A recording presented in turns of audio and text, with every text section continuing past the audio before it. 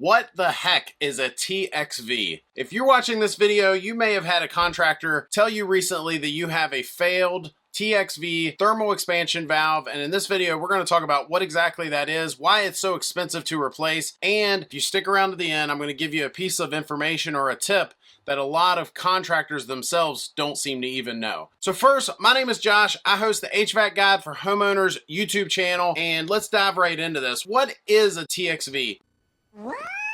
Basically, in the flow of refrigerant in an AC system, a TXV is simply the metering device that meters the refrigerant before it goes through the evaporator coil. It's needed because if it weren't there, the coil would not be able to cool. You would essentially have a compressor that was pulling liquid refrigerant all the way through the evaporator coil and back to the outdoor condensing unit. And so in the old days, we used to have what we called pistons, a small mechanism in there that just simply had a small hole in it, and that's what would meter the refrigerant. But as time has gone on, better technology came out and they started producing these TXV valves that could open and close based on the temperature that the valve was sensing.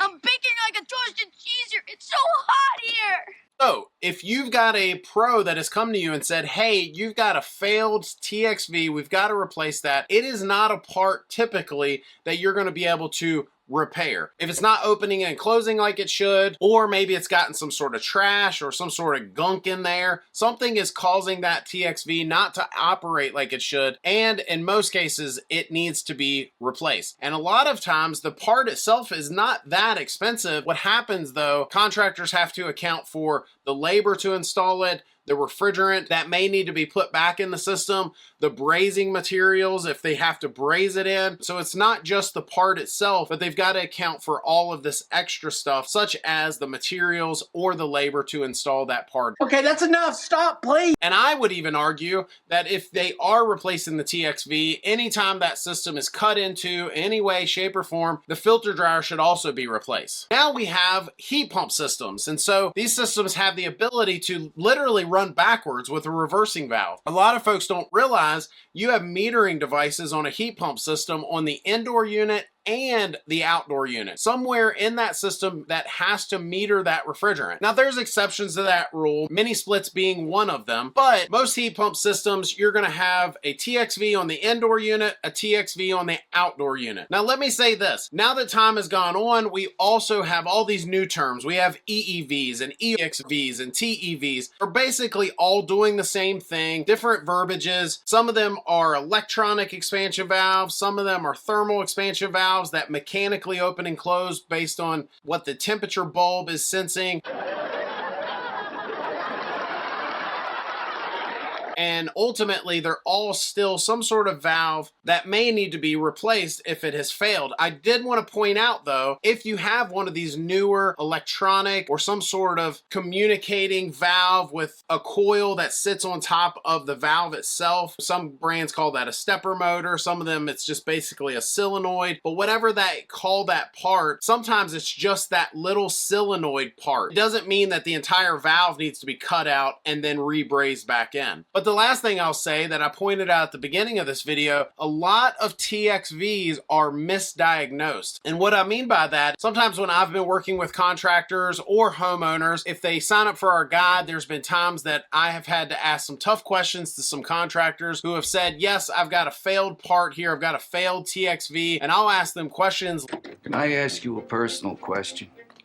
Did you put it in charging mode? And I've found that as time has gone on with these newer technologies that a lot of contractors are misdiagnosing these systems when in reality you've got a system that might be low on refrigerant or maybe some other low voltage issue is going on. I would probably say in a lot of cases, unless you have a contractor that you have a lot of confidence in, that you've worked with for years and you've got that connection with and they've always done you right, I would recommend getting a second opinion if you've been told that your TXV has failed. I can't tell you how many times we have been called when a company has said, yes, a TXV has failed. It's going to be $1 or $2 grand to get this thing straight. I declare bankruptcy! and we come in and just find out that it's just slightly low on refrigerant. Now that's a whole nother pickle in itself. It doesn't necessarily mean that the TXV is bad. The problem with all of this is, if they were to diagnose the TXV as bad and they were to sell you the job, they were to cut out the old one, put the new one in, pull a vacuum, put all the new refrigerant in there, they themselves, a less experienced HVAC tech, might say, hey, I fixed this. I got it straight. I told him what was wrong. We got that part replaced. Now I've added the refrigerant, the proper amount of refrigerant in there, and it's running like it's supposed to, when in reality, the only real fix they did was they got the refrigerant right after they replaced a TXV that wasn't necessarily bad. Now, do TXVs go bad? Absolutely. They go bad all the time. Ain't nobody got time for that. So this is not me saying that every time a contractor has told you that a TXV is bad, that he's wrong. But we have seen a lot of them misdiagnosed. Contractors thinking that because they're getting wonky pressures that the TXV must be bad, only to find out that the TXV itself is not actually bad. And that ain't bad.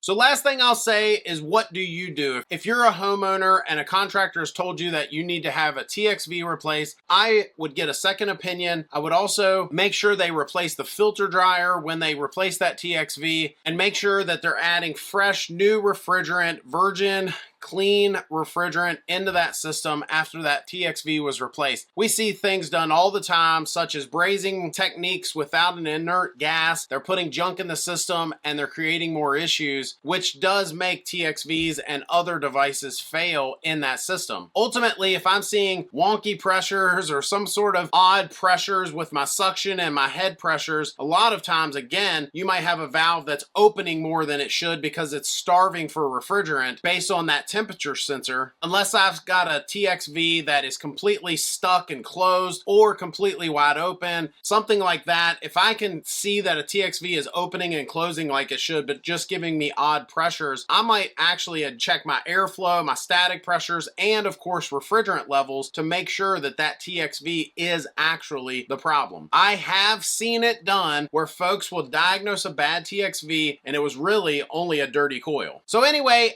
I hope that helps. Thanks for watching. Hit that subscribe button. We'll see you next time.